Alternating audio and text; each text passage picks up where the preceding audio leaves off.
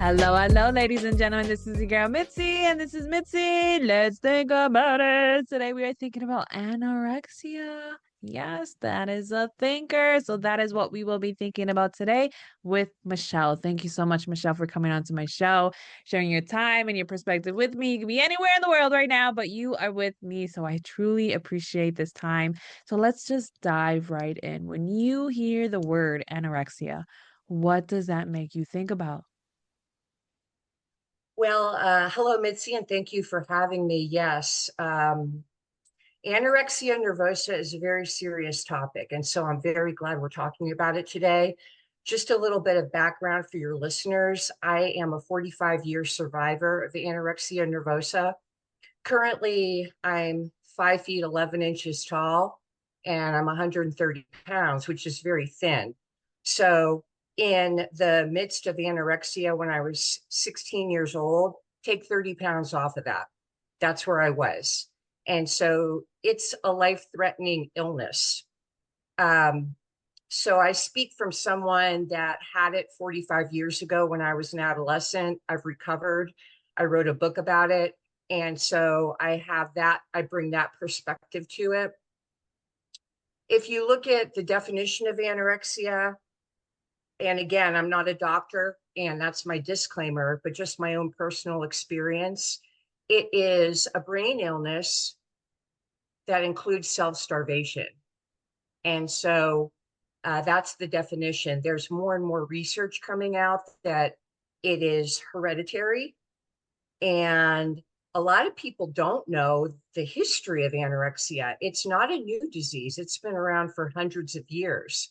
And so if you look Absolutely. at like medieval Europe times, it was seen as a religious purification ritual.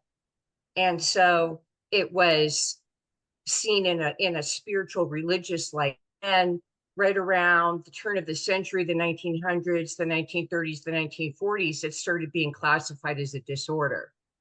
So now the research is that it's a brain-based illness, and I describe it as the predisposition neurologically is the loaded gun, and then environmental factors pull the trigger. Oh, that's interesting. I mean, well, the last part's very interesting. The other part, is I'm glad that you shared it because I think people really need to break it down and really understand it from all a avenues and all angles. And I think you were able to do that beautifully. So I thank you because people don't realize like this has been going on for years. This isn't something new. This isn't some trend. This has been going on for centuries, centuries. I mean, I remember being a little girl and having this complex and just feeling the need to be skinnier because my grandmother, she hated fat people. You know what I mean? She hated it. My oldest sister, she was always a bigger girl. So she would even convince her like, "Oh, I'll pay you for every pound you lose and everything like that." Like she was it was really hardening so for her, and like I would hear it, so it would be like, okay, so for me to have my grandmother love me, I need to stay skinny. So I would convince myself, okay, I can't eat, I shouldn't eat, I shouldn't do this. And then the me not eating caused me to have severe migraines. Like, oh my goodness, severe every single day migraines. I would have nosebleeds. I would just to the point where I felt so weak. And I realized it was because I need to eat and I had to learn how to just let her noise be noise and accept the fact that I need to eat. I can't stand being like this. I can't function. I can't operate. I need to eat. And if I get big, well, then, oh, well, I get big. It's okay. But as long as I don't lose control, you know what I mean? And that was where that was my saving grace was realizing like I can't lose control because I've lost control. You know what I mean? It was to the point where I had no vitamins in my body. I had no nutrients. They had to take me to the hospital and pump me up with nutrients just so that I can have something in my system. Like I remember that vividly. I would puke everything that even attempted to come into my stomach. You know what I mean? Bulimia was right there, right after. So it's just like people don't realize like these eating disorders can truly take over your life. So it's just like for you, how did you necessarily hide it? Or was it Well, always something that you were open, or it was always something that it was open in your family? Well, you've brought up so many good points, Mitzi, that I don't. There's so much to talk about on this. If you talk about the umbrella of eating disorders, of which there are several in the DSM, which is the manual that doctors use to diagnose.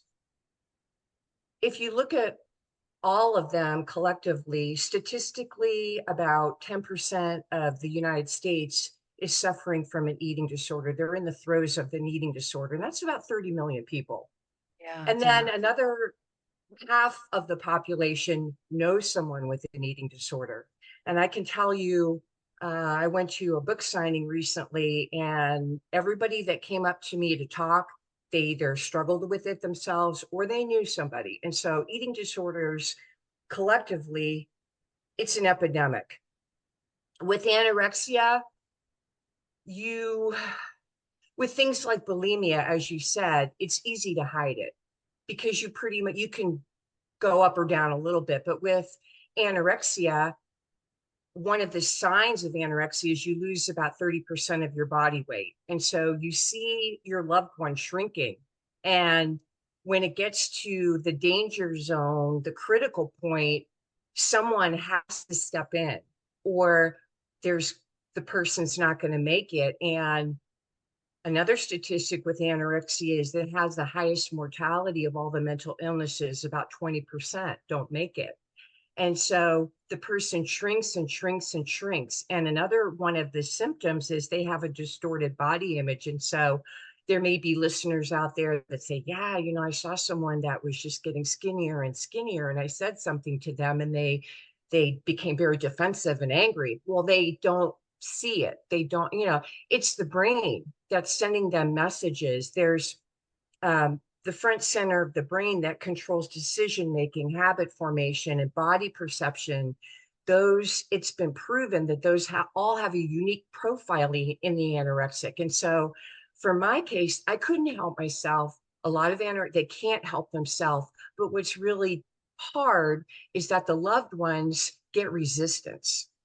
So you can just tell if someone and is just getting skinnier and skinnier and skinnier, and maybe they're retreating a little bit from social activities. They don't want to go to dinner, they don't want to go to lunch because they don't want to eat, and they isolate. And that's also tricky because we just came through the pandemic. A lot of people isolated during that, and so that was easier. And all of the mental illnesses that occurred during that time. And so it's the loss of the body weight, the secretive behaviors. If you notice strange rituals with food that they're doing, isolating, and just kind of someone retreating from the world. Yeah, yeah.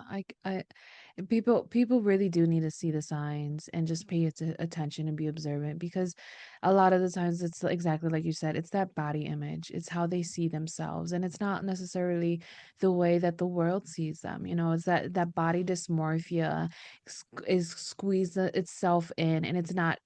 People don't realize that it has a lot to do with that. You know what I mean? They don't see themselves as the world sees them. They don't see themselves as already skinny. They don't see themselves as already beautiful. They see themselves as something that they can't even recognize. You know what I mean? And it's saddening because it's like for the longest time, like I would look at myself in the mirror and then I'd be like, oh, if I would cut this much off or this much off, I would just be like everybody else. And it took a toll on me, but then I realized like I have to start loving myself as who I am, and it's when did you realize that you had to start loving yourself for who you are? Well, I was in the hospital for 3 months trying to get better. And one of the comorbidities of anorexia is depression. A lot of anorexics have depression. And so when I was in the hospital, I was 16 years old. And by the way, I had no idea what was wrong with me because this was 1981, and no one knew.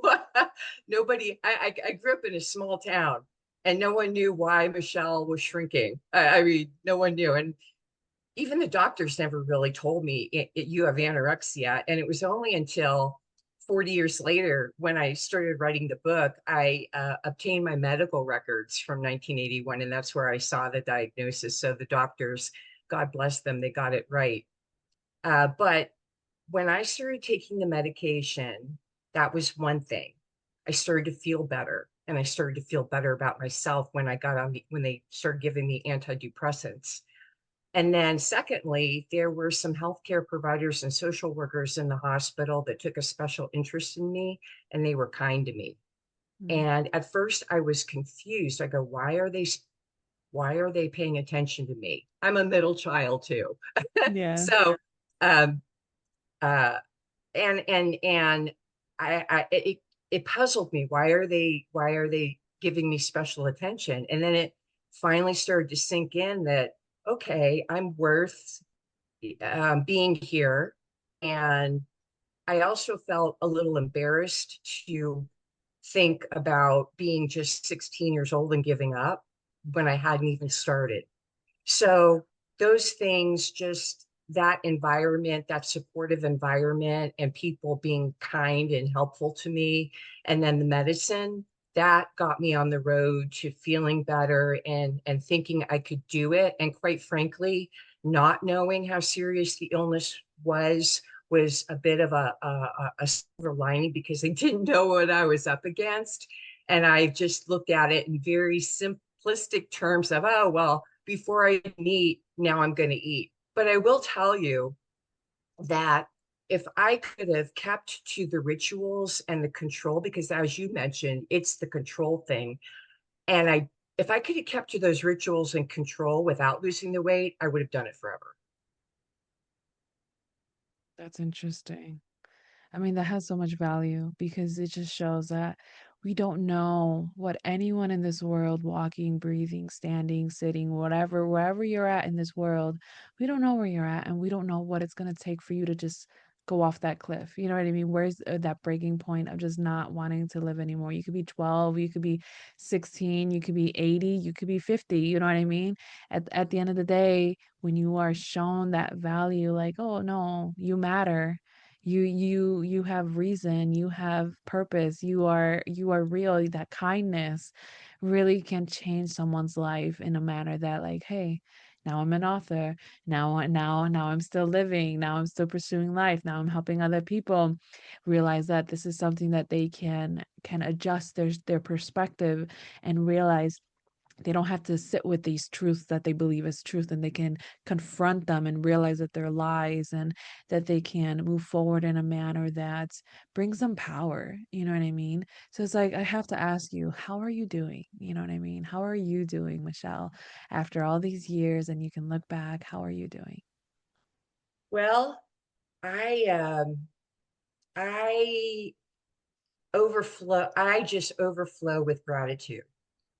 I overflow with gratitude. Every day when I wake up, I just feel so grateful because I'm an example of someone that survived permanently. Amen to As that. I write in the book, I recovered. I went on to have a great career.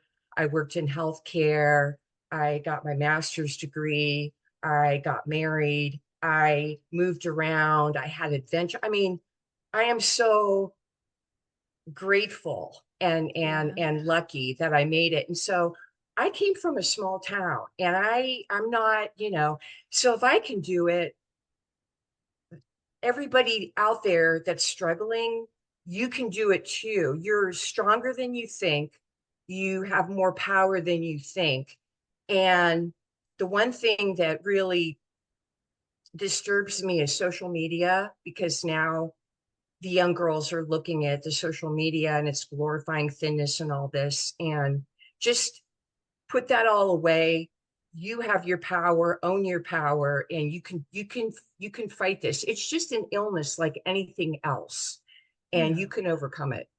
Absolutely. Absolutely. And I love that. I love that it's just, you have gratitude now, you have motivation, and you have this inspiration knowing that if you can share your story with one single person and that saves that person, oh, That right there speaks volume because I say that all the time. Like if one single person can listen to one of my episodes or reads one of my books and they feel something flame something ignite in them to do something different or to realize like they're not alone, then I know that I am doing my job. And I think that is something beautiful.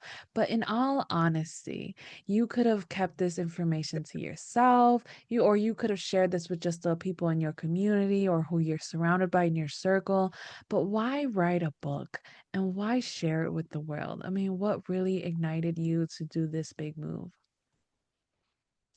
Wow, Mitzi, do you know how hard it was for me to write that book?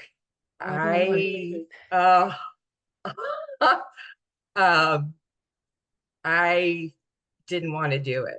I didn't I didn't want to do it, but I got to the point where the discomfort of talking about this was overshadowed by the need to help people, as you said. And if just one person can be helped by my story, then I've done my work. But I, in 2020, when we were in lockdown, I obtained my medical records, as I said, and I remember that day vividly. It was right around this time. It was July. It was the middle of the summer. And I was terrified to make that phone call. I'm like, oh my God, if I make that phone call, that's starting it, and I don't know if I could do it. And then so I got the records and I read, wow, because I'm a voracious reader. I love to read. And um, I read and then those records, the fact that they existed was kind of a sign to me. And then I'll also share, spiritually about, I think it was the year 2012, so 8 years before, I went to get a reading done. And the spiritual lady said, the universe is waiting for you to write a book. And so that planted the seed. I'm like, okay, yeah, but I didn't know what about, I didn't know what I was going to do.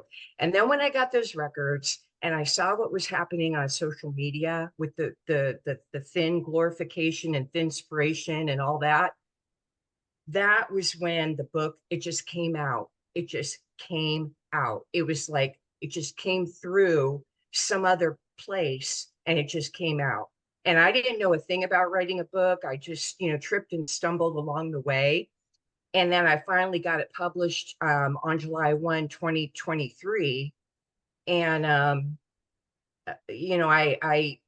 that's how I got it done. I love it. I love it because it was just like it was a seed implanted without you even realizing it was a seed. And then you slowly nourished it. And then it was just like, boop, we sprouted.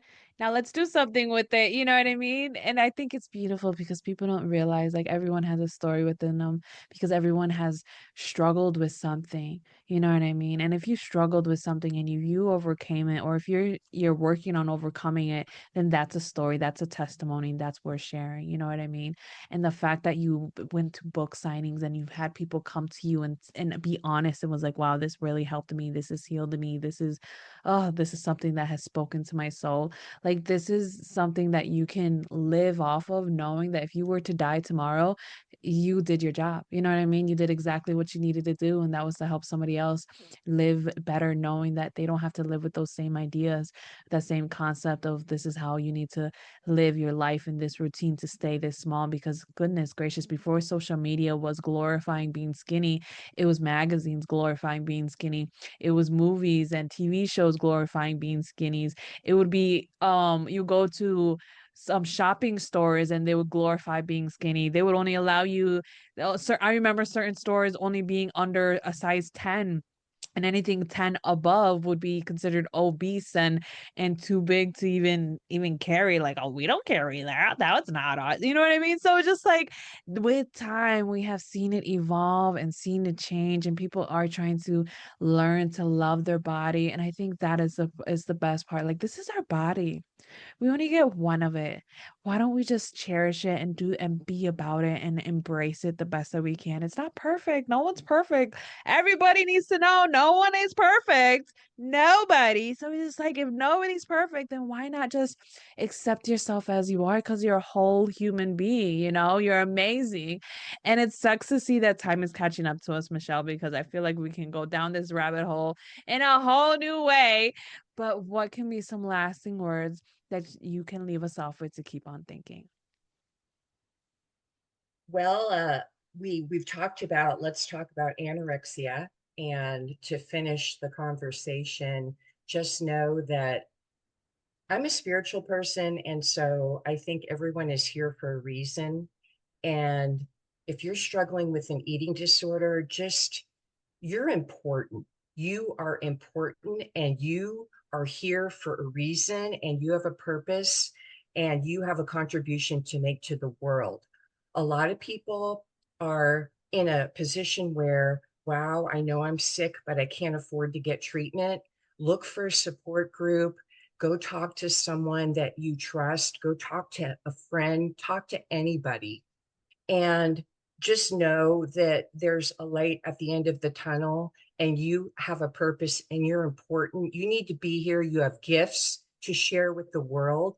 So don't ever, ever, ever give up if you are suffering from an eating disorder. And if you know someone, please, you'll come up against resistance, but just keep trying. Be gentle. Don't be judgmental, but just keep at it because with anorexia it only goes down.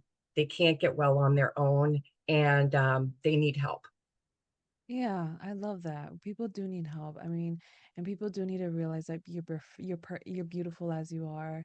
You're perfect as you are. You have reason, you have purpose. There's only one of you. You know what I mean? There's no duplicates. There's only one Michelle. Michelle, once you're done, that's it. There's no other ones. There's no duplicates, there's no copies, there's no extras. Like I say that all the time to my husband. Like we only have one son. We only have these sons of ours are only one. That's it. There's only one of you. There's only one of me. After that, that's it. There's no more duplicates. I can't go to the store and get a new one. Like there's no returns, there's no refunds, there's no exchanges, no credit, nothing. Like our lives are so precious as they are. It's like only if we can see that, you know, and only if somebody can acknowledge that. And the fact that you also said, be patient with the person who's dealing with anorexia and still be that person, still be that rock. Oh, I value that because people don't realize that when you're in a storm and you feel like you're alone, knowing that somebody pops in here and there randomly to let you know, I'm here. I still love you. I still value your life. And if you need anything, I'm still here. You may not need anything, but hey, I'm here. Those people that just put up their hands for no reason, they get acknowledged. Why? Because they'll be like, you know what? I was always down, but at least that person was there, believed in me. You know what I mean? And that keeps them going. So it's like if you can just be that beacon of hope, then be that, you know what I mean? We all need to have that kinder, softer heart when we're dealing with people because man, we're all dealing with something. We're all dealing with something. And it's just have that kindness, goodness gracious. Oh my goodness. Another rabbit hole that we can dive into. I'm ready to jump in it. Oh, Ladies and gentlemen. and by Uh-huh. the way, there's only one Mitzi. And Exactly. what you're doing here is great. It's just great. And I'm sure many, many, many people are benefiting from your discussions. It's just great what you're doing. I'm a big fan. Thank you. Thank you. See, ladies and gentlemen, if you enjoyed this conversation, because how could you not? Please go check out Michelle's book. I have access to the link on in the description. If you're listening in audio, if you're on YouTube, go click on the link. It goes straight to her book. You can get it on Amazon. You find it on Kindle. Get the paperback. Get whatever that works for you. You know what I mean? But do it if you know it holds value. You know what I mean? Holds value for you or somebody that you know. Send it as a gift. Do whatever that makes it work, you know. But she has this great book, and I know she has more for her life.